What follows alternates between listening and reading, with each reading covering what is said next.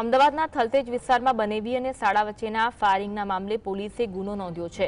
પતિના મારથી ત્રસ્ત પત્નીએ પોતાના ભાઈને જાણ કરતા ભાઈ બહેનને લેવા ગયો હતો ત્યારે બનેવી મૌલિક ઠક્કરે તાવમાં આવી ફાયરિંગ કરી નાખ્યું।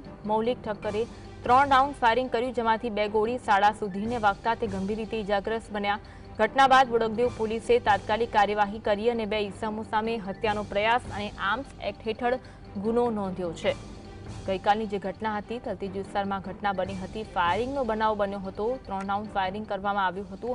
અમદાવાદના થલતેજ વિસ્તારમાં બનેવી અને શાળા વચ્ચેના ફાયરિંગના મામલે હવે તો પોલીસ દ્વારા ગુનો નોંધવામાં આવ્યો છે અને કાર્યવાહી કરવામાં આવી છે।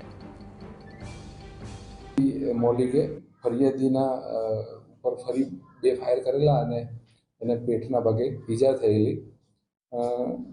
હાલમાં આઉટ ઓફ ડેન્જર છે। આ બાબતે એમના વિરુદ્ધમાં હત્યાની કોશિશ અને આર્મ્સ એક્ટનો ગુનો દાખલ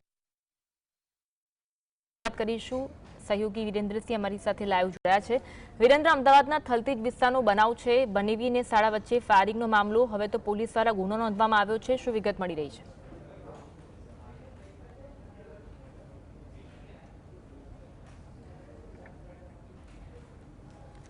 વિરેન્દ્ર, અમદાવાદના થલતેજ વિસ્તારમાં જે બનાવ બન્યો છે, પોલીસ દ્વારા ગુનો નોંધવામાં આવ્યો છે, વિગત જણાવશો?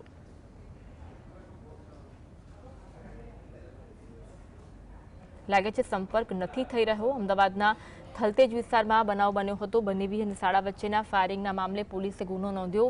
પતિના મારથી ત્રસ્ત પત્નીએ પોતાના ભાઈને જાણ કરી હતી। ભાઈ બહેનને લેવા ગયો હતો ત્યારે બનેવી મૌલિક ઠક્કરે ફાયરિંગ કરી નાખ્યું હતું। મૌલિક ઠક્કરે 3 રાઉન્ડ ફાયરિંગ કર્યું, જેમાંથી 2 ગોળી શાળા સુધીને વાગી તે ગંભીર રીતે ઇજાગ્રસ્ત થયો। તેને સારવાર અર્થે હોસ્પિટલ ખસેડવામાં આવ્યો।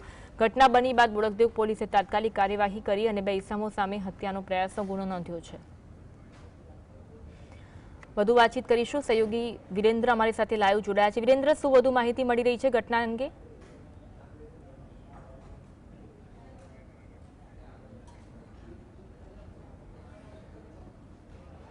લાગે છે સંપર્ક નથી થઈ રહ્યો।